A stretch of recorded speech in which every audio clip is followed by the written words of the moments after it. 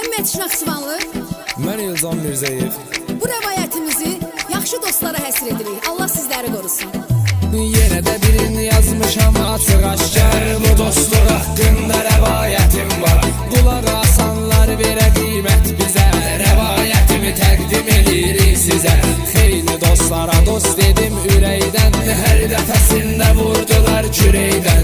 Çox heyif ki güvənib arxalanmışam. Dost dediyim kəslərə aldanmışam. Dostu var ki dostu ürək dostudur. Bir çoxu təəssüf ki çörək dostudur. Biraz zəifləyəndə imkanımdan hamısı getdi yox oldular yanımdan. Can demişəm kimlərə aldanmışam. Dost bilərək özümə doğma sanmışam. Səhv eləyib yanılmışam sən demə.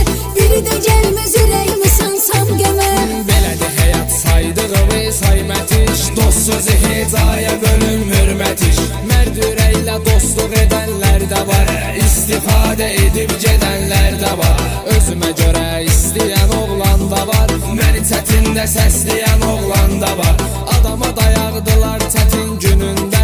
Hər birinin baş əyirəm önündə. Hər kəsin həyatı fərqlidir can. Bizim elə dərdimiz eynidir can. Mən də yanılmışam elə dost tərəfdən. Şərəfsiz elə danışasan şərəfdən.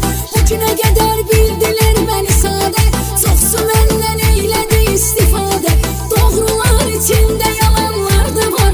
Dostluğuna sadiq olanlar da var. Gündə biri qonaq idi ünvanında. Dar günümdə olmadılar yanımda. İndi başım dəyibdir daşa. Dost yox imiş indi düşmüşəm başa. Olan zaman pul para imkanından. Bir an ayrı qalmadılar yanımda. Pul qutardı hamısı çıxıb getdilər. Saflığımdan istifadə etdilər. Hamısı gələrdilər qonaqlıqlara. Adımı çəkib vurardı sağlıqlara. Dost olanın dərdi ona da dərd olar. Dosta qarşı dost həmişə mərd olar. Çox sükürəyimə vurdu namərd kimi. Günah məndədir qınamıram heç kimi. Pislərə yox yaxşı dosta can feda. Tək tük adamlarda görmüşəm vəfa.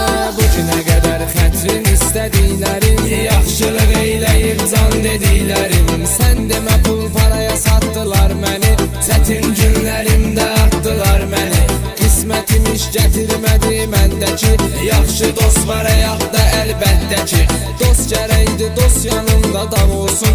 Yaxşı dostlarımın canı sağ olsun. Mənim yaxşı dosta canım da qurban.